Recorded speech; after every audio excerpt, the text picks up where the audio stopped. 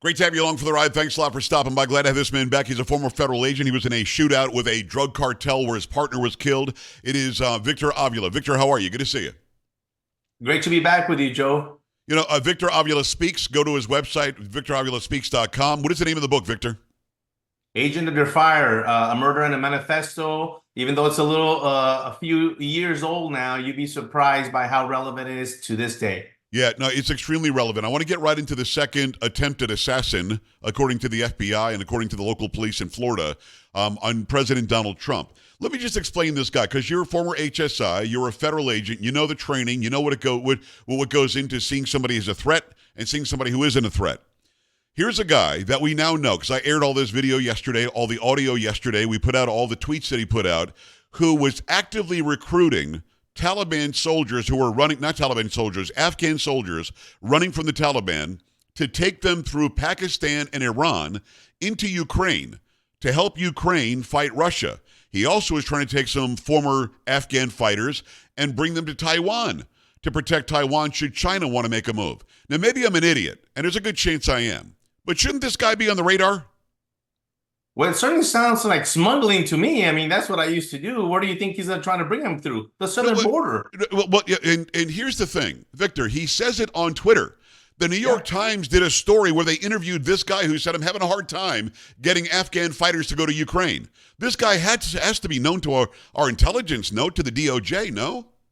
That is the number one issue there, Joe, is that he is known to the law enforcement community. This guy, forget the guns and everything else that you've been hearing on the left on the spin, is why is this guy still out in the community? He's a convicted felon in possession of firearms and doing everything that you just described.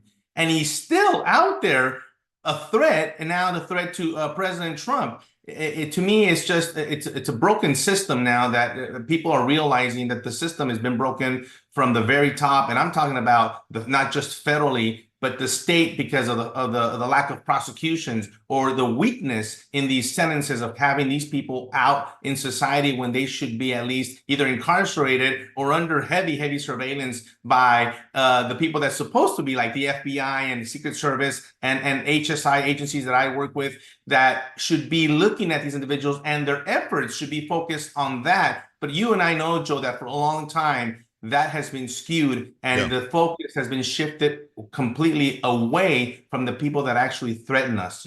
It's a former special agent with the HSI. He's retired now. It is Victor Avila. Victor, you've been traveling. You might not know about this either. Let me drop another bomb on you. This guy wrote a book available on Amazon. In the book, he asks Iran to assassinate President Trump. Victor, this guy wasn't on the radar? Help me understand how I can write on Twitter that I think that a certain medication works to stop the pandemic and get suspended, and I'm on everybody's list. How Lieutenant Colonel in the United States Army Reserves, Tulsi Gabbard, can be on a watch list when she flies, but this guy who's smuggling Afghan soldiers into Ukraine and is actively telling Iran to assassinate Trump, he's not? Victor, and it's broken. It's worse than broken. Yeah, and this is where my training takes me to think that maybe this guy is known for other reasons to the law enforcement community and to the three-letter agencies, and I don't want to go further than that, other than to maybe there's something there to look at. Because does it smell to you like there's a history there? We'll just say, like, I don't want you to get too deep, but is that what you're smelling? Yeah, absolutely.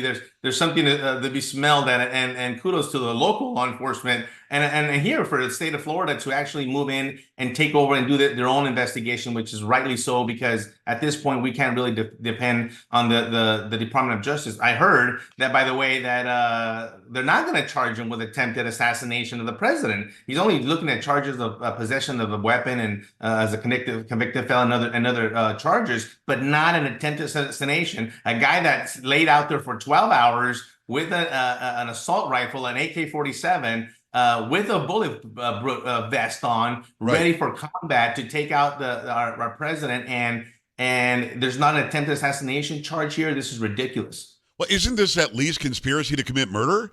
He conspired, sat there for 12 hours, drove there, sat there, had the ceramic plates as you're talking about, this a vest to protect himself. He has a long gun. He's got a GoPro so he can videotape himself doing it. And the only charge he gets is a felon with a firearm? Come on. Which sends the message, Joe, that if this guy is getting away with that charge of a lesser included of, I could think of many other federal charges and state charges that you could be looking at. But if this guy is looking at that, can you imagine the message that is being sent to all the deranged individuals out there that want to harm President Trump or other people? Just look at the illegals that are committing crimes against our citizens in this country. They're not being held accountable. They're not being punished, and there are no consequences. That's why they feel free to do whatever they want. Victor Avila, go to victoravilaspeaks.com. Go and get his book as well. It's called Agent Under Fire. It's available everywhere. If Trump were to call you today, and who the hell knows? I mean, I know the guy pretty well. Maybe I'll have him call you. If he calls you today and says, Victor, I need your help. What do we do? What's the first thing you do to make sure this guy is safe? Because clearly he's not safe right now. Ooh, I'm ready. I'm ready. The first thing I would tell you right now, I would contract a private security company to protect the president at this point. I know several ones that are really good. As a matter of fact, they've reached out to me, Joe. As a matter of fact, one today when I just landed, it said, we're ready to go protect the president. There's a few out there that I know that are ready to do it. They're elite forces, elite ex-military, ex-law enforcement that are ready to do it. They know they can do the job 24/7. They're ready to do it. That's the first thing I would advise President Trump is to get his own private security on top of whatever Secret Service, because at this point, obviously, there's a connection here. The Secret Service is under the Department of Homeland Security. We know the mess that's going on there with Mayorkas in charge of this. This is a connection. It's all connected. Who has an open border, they believe in law and order. This agency under their watch is not being run effectively, and yet is being compromised at this point. And President Trump is at the end of that security threat. It's Victor Avila. Victor, we appreciate the time and the access. Before we get into some of the illegal alien stuff, and I want to get into that because there are a lot of lies being told about this, I just want to finish with this. Without giving a like this is what we'll do when we wake up in the morning, but the Palm Beach County Sheriff, who seems to be a nice enough guy, said had he been the sitting president, they would have surrounded the golf course. He would have been safe. Because he's the former president, they didn't have that sort of detail. I mean, at this point, the man can't go golfing on his own golf course in Palm Beach County, Florida. Shouldn't the Secret Service, after the first attempt where he actually got shot in the ear, said, let's give him exactly what the president gets? I thought they stepped up and said, we're going to give him what the president would have gotten, but clearly he didn't have what the sitting president would have had. And that's correct, Joe, because this is not a normal candidate per se, right? As a former president, and there's already been an attempt on his life. And so they should have those resources applied to his detail. And they're not doing it. That I just cannot accept that the sheriff saying that because he's not the same. Every president, ex-president, and others receive Secret Service protection for life. Now, It might not be the same that Bush is getting the same, but nobody's attempting on his life. He's not a candidate for president. That's the difference here. And they haven't upped it even after the first attempt. Does it matter as a special agent when you hear this administration, just today, Karine Jean-Pierre called Donald Trump a threat to democracy? Does that matter? Does that put you on heightened alert if you're guarding the guy? It should. I met a lot of these guys, and I've been to Mar-a-Lago several times. These are a great group of guys that are protecting them, and they need the resources. You need manpower. You need Secret Service needs a lot of resources, and there's a lot of manpower that goes into this. There's a lot of teams that are separate in certain locations and travel and all these. It's a logistical deal that comes down to Secret Service. But it's a matter of having those resources appropriated to him, and they're not, and they are doing what they can. But this to me is almost elementary at the golf course, a place that, by the way, I have visited, should be protected like if it is any other person, any other place where the president might go. It should be a very well-known area, and I'm very glad that they actually spotted the guy there and the muzzle of the rifle and took action before anything else happened. But I don't accept that the sheriff's saying, well, we're going to kind of treat him differently because he's not the sitting president. It doesn't sit well in my book. It is Victor Avila, former federal agent, and get his book, Agent Under Fire. Let's talk about what we're seeing in Aurora, Colorado, because here's the setup, and you know this, and you're going to have the truth. This is why I love having you on today. Venezuelan gangs allegedly are taking over apartment houses. We have them on Blink cameras. The video shows them walking around with long guns, handguns, all sorts of guns out, not even like concealed. They're just walking around with guns. And the governor of the state, Polis, wants us to believe it's not happening. He says he's like Baghdad Bob. It's not happening. Don't mind what the video shows you. Don't worry about what people are saying. It's not happening. Victor, you've got all sorts of sources that are still in ICE. Is this happening? Are Venezuelan gangs taking over apartment complexes that you know of? Not only in Colorado, I just heard about them taking over an entire place in El Paso. I'm going to tell you with the first one, and I actually reported it almost a year and a half ago. They took over an apartment complex in Dallas, Texas. They called it Via Dallas. They had to hire private security to go in there and help Dallas PD to get them out. So it's happened in Dallas. It happened in El Paso, as a matter of fact, my hometown. And believe me, I got the calls from over there. They took over an old building, hotel there, Denver, Chicago. And I'm going to tell you, it's going to happen again. And by the way, this Tren de Aragua gang is a cartel. It's not just a gang. They're highly organized and have teamed up with the Mexican cartels to get access through Mexico and get their backing. That's why you have the weapons. That's why you have the organization. They're organized. These guys didn't come here from Venezuela and let's just say, well, let's see what we do. No, they're here with a different purpose and a different agenda. That's the part that people don't understand. They're coming here to take over your neighborhood. We're seeing them doing it. They are at one truck stop. They were charging and extortion fees of the truck drivers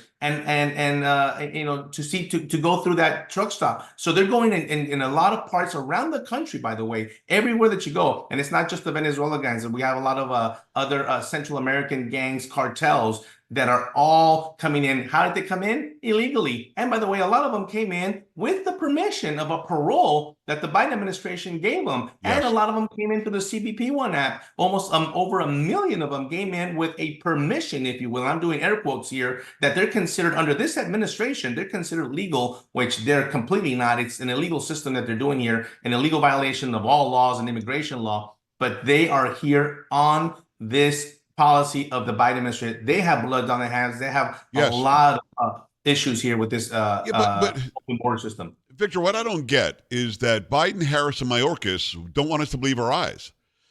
They don't want us to believe the neighbors in that neighborhood. They don't want us to believe what we're hearing from Aurora and El Paso and Springfield, Ohio, by the way. Let's talk about that. You've got 15 to 20,000 illegal alien Haitians who are now somehow legalized through some temporary stay that Biden Harris gave them. And now they're all competing for jobs in Springfield, Ohio. And we have report after report after report. In fact, the future, hopefully, the vice presidential nominee, J.D. Vance, says he's got 10 confirmed reports of animals of some sort, pets or not, certainly the geese in the park, being slaughtered and eaten by these people that are here from a foreign nation. But we're told you can't say that because then you're somehow inciting violence against the Haitians. What do you know about the Haitian influx? I mean, I think it was you that told me that the Biden administration was flying them in by the hundreds of thousands in the dark of night. That's a great memory. They've actually have flown hundreds of thousands of Haitians years ago. They've been here. And the ones lately have made their ways into these small towns. And the way and why people are realizing now, and they're talking about it, and I'm glad it's hitting more of the mainstream media, even though they want to block the violence and the viciousness and cannibalism and whatever these guys are doing, they're crazy, is that they're coming 2,000 Haitians into a town that has 4,000 people. It's very noticeable. And it's not so very, you can't absorb those people into the community. And these guys are coming from third world conditions. And I'm talking about everything from what they eat to the lack of education to the crime, everything all at once. What do you think is going to happen? What did they expect was going to happen, especially in these small communities? Something has to give. And the law enforcement there cannot deal with it, and the absorption of the people at the schools, at the health. I've talked about it for years. Yes. The police department, the hospitals, everyone is being affected, but the crime and the public safety is the number one issue that I talk a lot about, because that's what's affecting every single one of us here. People are afraid to leave their houses in Ohio, in Cincinnati, in I mean, towns that you would never hear about, that people are affected. They're being affected now because you're running into them at the grocery store, at the gas station, yes, and you're not going to be able to avoid it. And by the way, I'm not here to say, you're not saying that all the people coming are bad people in general. They have a different culture. I grew up in South Florida. The Mariel boat lift happened in 1980 from Cuba. We knew that Castro was letting prisoners out. So what did we do? We had the Chrome Detention Center to find out who the hell they were before they got into the community. Now there's a little Havana, and they've assimilated into the community. Then you've got little Haiti. the same thing. People come over from Haiti on boats, different religion, different language, different culture, different food that they eat and how they do it. And they either have to assimilate to the new land, or the new land just accepts them, taking geese from the park.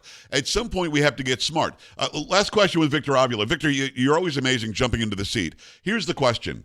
Because I think that National Guard, you send them in, clear out the apartment complex, clear out what's happening in El Paso, clear out what's happening in Springfield if they're doing things like stealing geese and eating them and whatever else. What am I in the right, direction at least here, or do you do something different? How do you start solving this problem should Trump win again? I don't know if you see people are seeing me. I have a smile on my face because I was talking to my friend Tom Holman the other day, and he says, "You're ready?" I'm ready. Let's go. I'll put the op together. I'll run ICE. Let's do it. Let's get this out.